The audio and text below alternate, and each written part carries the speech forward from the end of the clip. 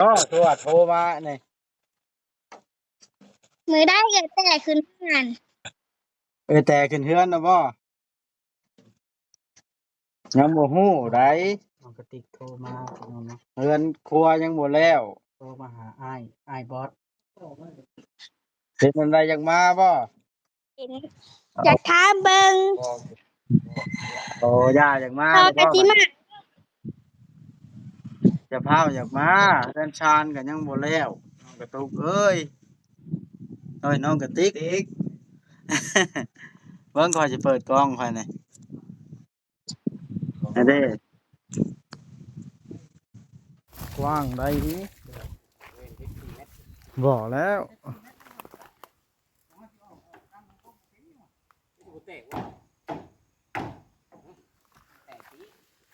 บ่แตกมันมีกระแนวกระแทกเดียว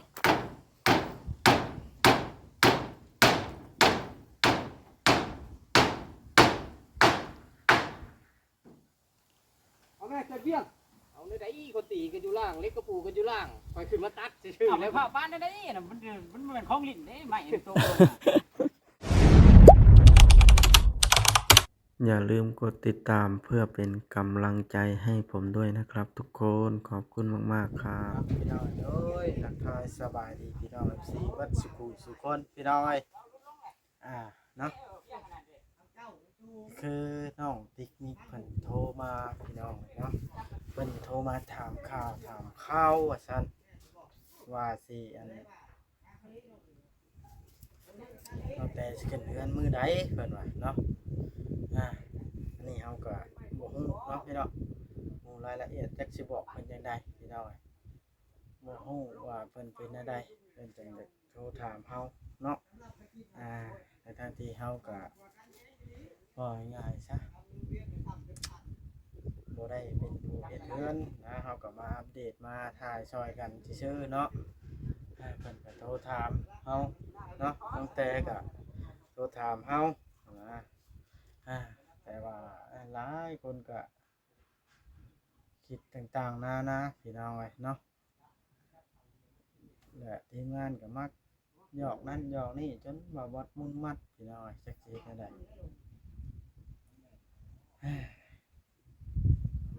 บ่เข้าใจคือกันอันนี้ก็ได้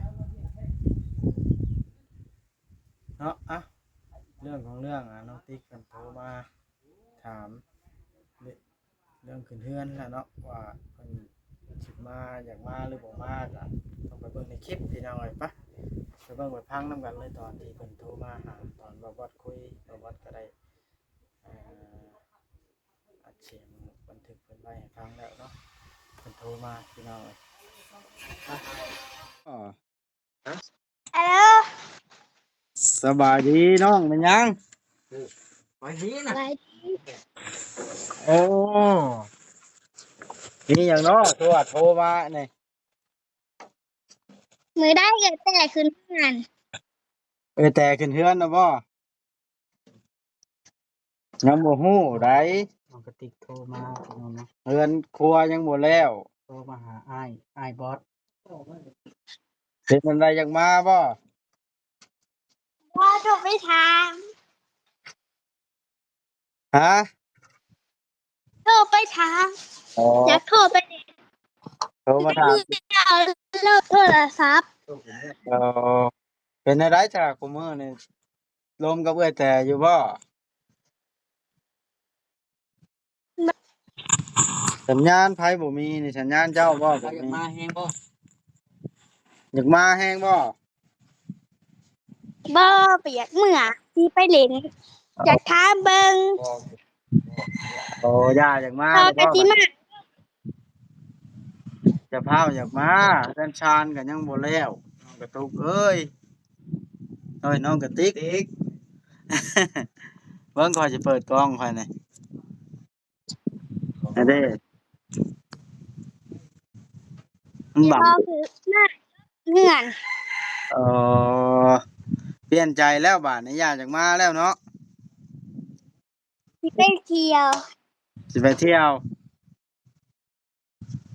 อ่า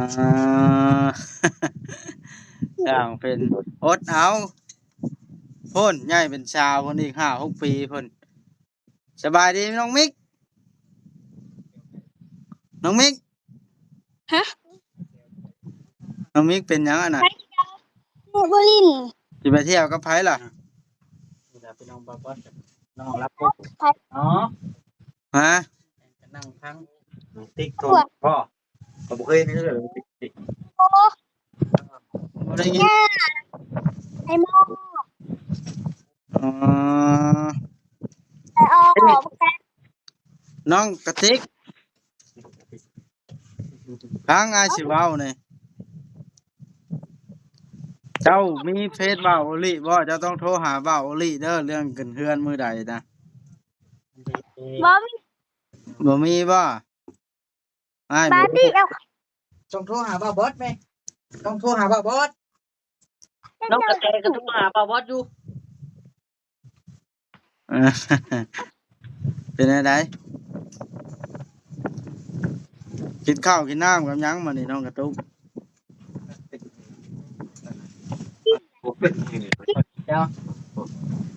ฮะ ปอ ฮะ ขอที่วิวขึ้น สัญญาณเจ้าบ่มีเด้อนี่น้องกระตุกเด้อ ได้ที่ไปนั่งหมอเหงื่อแล้วเป็น โอ้ย ไอ้บอ ฮะ เป็ดอีพอ โอ้ยเป็นไดพ่อใหญ่อันประตูเพิ่นก็อยู่ดีมีแฮงอยู่บ่ ดีเบก ใหญ่มันนะเราอยู่น้ำลาวฟังความลาวล้างถ้วยล้างบ่วงล้างอยู่บ่ถ้วยฮะ นึ่งหอดเขานะ นึ่งข้าวก็เป็นต้องเป็นเด็กดีต้องดู นึ่งเขาไปใส่บาตร ใส่บาตรพร้อมบ่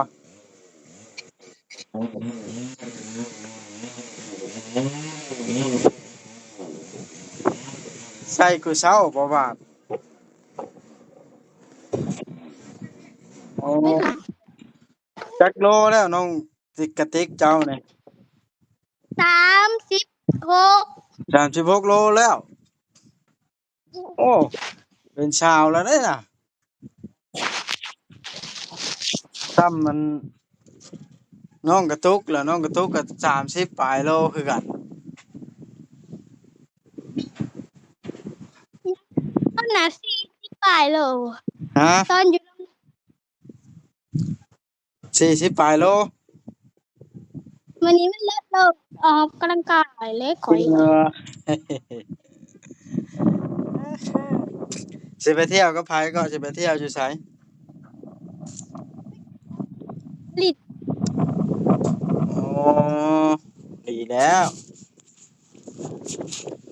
โทรเอาน้องโทรเอาเอ้ยเจ้าพร้อมไปเฮ็ดงานเด้อเอ้ยแต่เจ้าพร้อมไปเฮ็ดงานนำเราว่าอยากมาอยู่ผัวเราสิไปทำงานเพิ่นว่าไปแนวใดมาอยู่แล้วสิทำงานกินข้าวกินน้ำกับหยังมาอยู่ผู้เดียวเนาะต้องไปทำงานนำเจ้าเนาะน้องติ๊กเนาะเทือนแล้วก็ได้ได้ยินบ่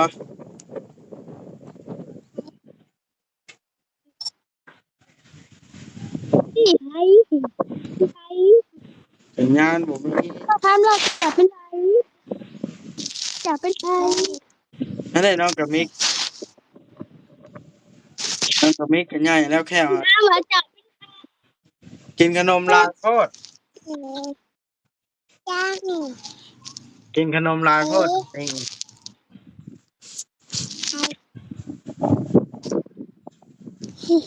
หัว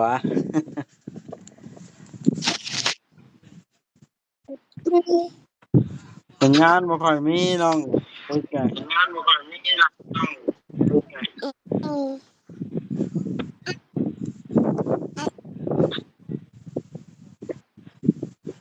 เอาโอเคเด้ออีหล่ะอาจจะถ่ายคลิปก่อนเด้อ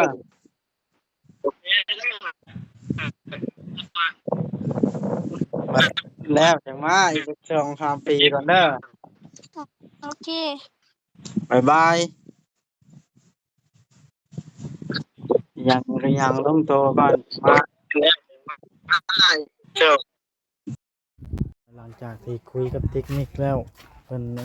คือในคลิปแล้วเนาะเพิ่นย่ามาแล้ว ก็คือเอาสิพาพี่ออกมาเบิ่งเฮ็ดเรือนครัวเรือนไผ่เป็นภาษาลาวเฮาเรือนดังพื้นดังไผ่เดิตอกใส่เล็กน้อยคือทางก็ได้มากใหญ่พี่น้องเลยเพิ่น ลุง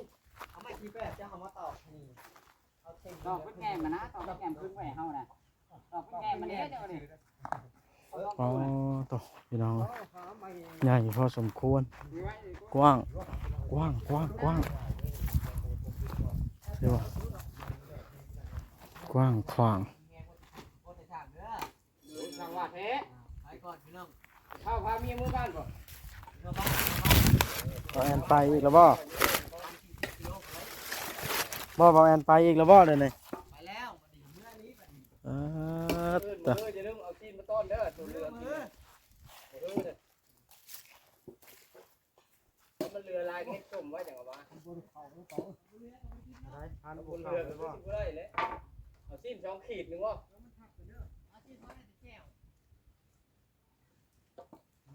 ตัวสั่งต่อเป็นอะไรมาลุยงานแทนพ่อวันแรก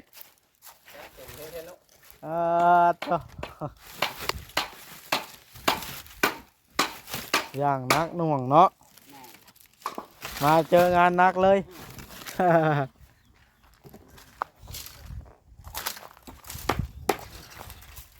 เอาเห็นแล้วเมื่อแล้วบอกเห็น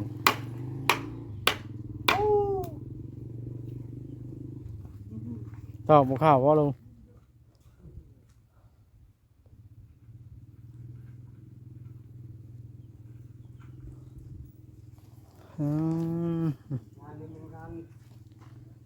หรือวันไหนไว้อยู่ไหน งานรีบบ่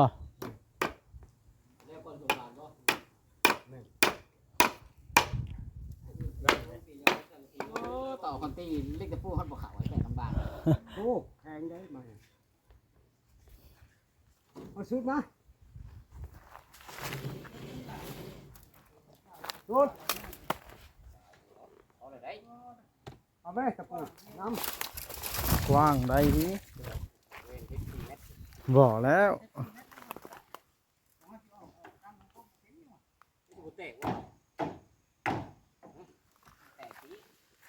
บ่แตกมันมีกระแนวกระแทกเดียว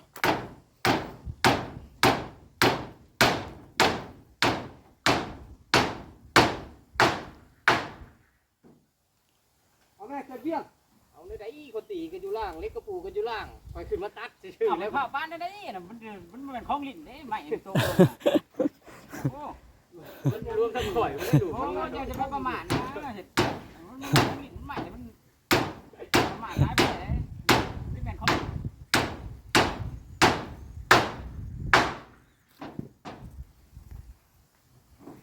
ดอกนะดอก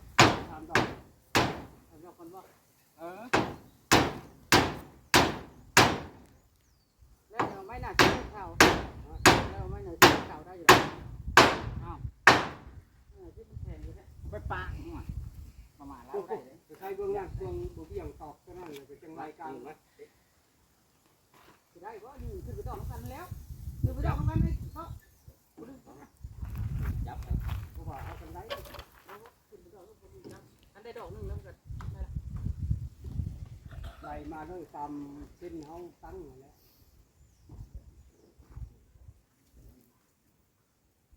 แค่นั้นจะตีมือใช่เนาะ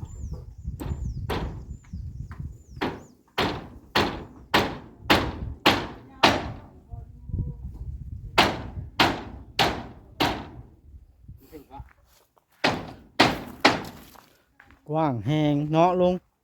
เป็นเฮือนวะนี่ป๊อดต่อก ว้างเลยแต่ว่ามันกว้างเพื่อนเขาเฮ็ดยังไงครับมันยังไงกว่า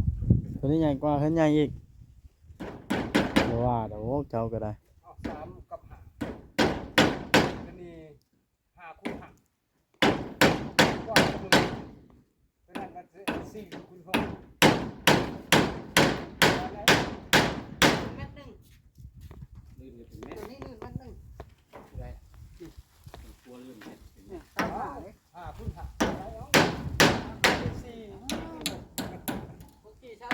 คดคืนก่อนเอาหอนนั้นคดก่อน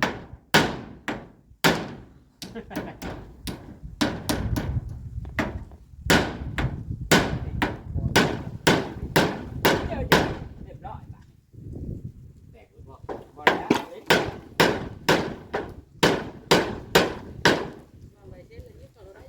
เด็กเขาตีจังบุญที่ไป อันนี้มันตอบบ่ได้ ตอบได้แล้วมันเป็นที่เดียว อืม บ่ได้ไม่แบบสิติดต่อเลยยังหนัง มันแพงเนาะ มีแต่จิตเดียวจิตถึงลูกถึงเล่นมีระยะนี่มันโมเอาดีโมทำไมโมเอาโมคำดีโมคำ โม่ขั้นเซลล์ไม่ช่องหาดิ โมคุณแล้วเราสิง่าย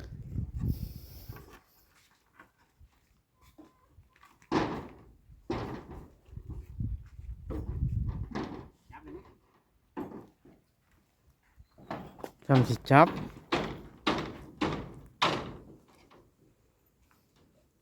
จิบ ไม่6 เมตรบ่เอามากวาดพี่ ต่อแล้ว ก็ตัดสีนัว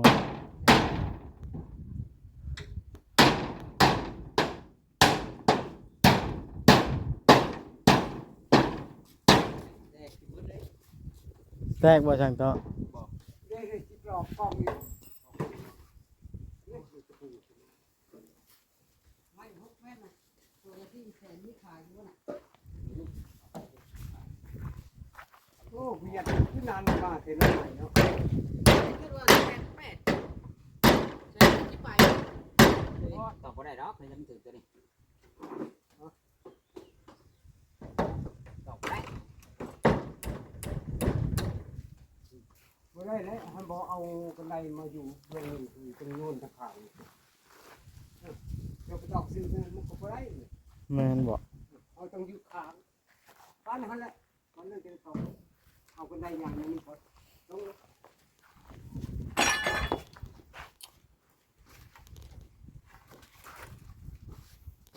ทางแม่นสิขึ้นซีบ่ โดยได้เลย เสียงหน่อยให้เด้อสิซื้อตกอันนี้ลองนะโอ้ยจะซีบินท็อปสิได้เฮ้ย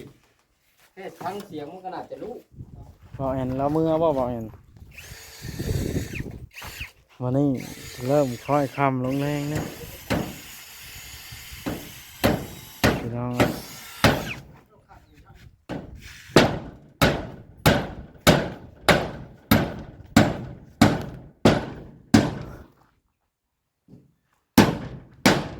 ล้วเอาเสียง ตัดอันนี้แล้ว นั่นนะ ตัดไม่เท่าหาเอาลองตีบอกมันตียาวรู้เลยโมถึงเลยตียาวกันกับ นี่พี่น้อง ยาวลงมาเลย โอ้ทาสี แล้ แล้ว วไม่เห็นเลย มันหมอก นี่ เฮ็ดเทือนน้อยกระทัดรัดงามแน่นพี่น้อง บอนี่ เห็นอยู่นี่เรือนครัว จังเช่นนี่แหละ จากนี้มุงลงพุ่นพี่น้องเอ้ย นี่เรา ลองก็บอกวิ ไม่สิแปดแล้วเนาะไม่สิแปดแล้วนะ อันใด ว่าตีไม่สิก่อน นี่เอา โอ้ เนี่ยเฮ้ยลองนี่คือบอกจะลองเลยคิดบอกได้นิดนึงได้นิดนึงโอเคแล้วนี่เอาสินี่ กันแน่ ก็เขาครบแล้วนี่นี่เขาครบแล้วกล้วยนี่ ไงคุณมา อ๋อตัดเอาอีกนี่ บอตัวนี้กล้วยนะไม่ชี้แปดนะครับ อืม ครับมันงามเลย มักงามทุกคนดิมักงาม มัน ไป จะออกบอลมาแตกเลย ก็ไม่นิ่วแล้วสนามไม่นิ่วเหยียดสื่อ เอาดิ ต่อมิดไป มันก็แน่นคือกัน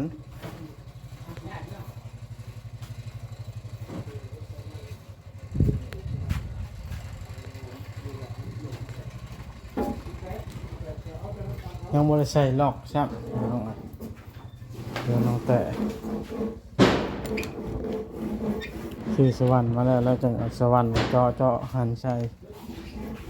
ล็อกที่น้องอ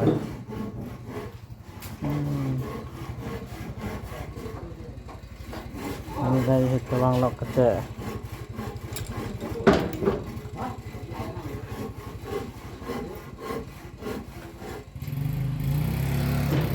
ยาวนี่เด้อฮะอันนี้เติบได้ประมาณเม็ดหนึ่งเม็ดไปแตก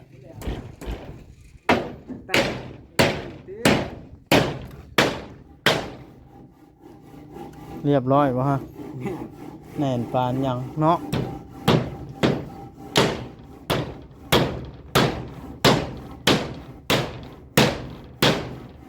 3 ดอก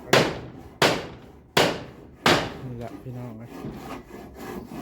เอาบาทนะคลิปนี้สิได้จบเพียงสำนี้ซะก่อนเด้อพี่น้องเด้อคลิปหน้าจังว่ากันพี่น้องเลยพบกันในคลิปต่อไปเด้อ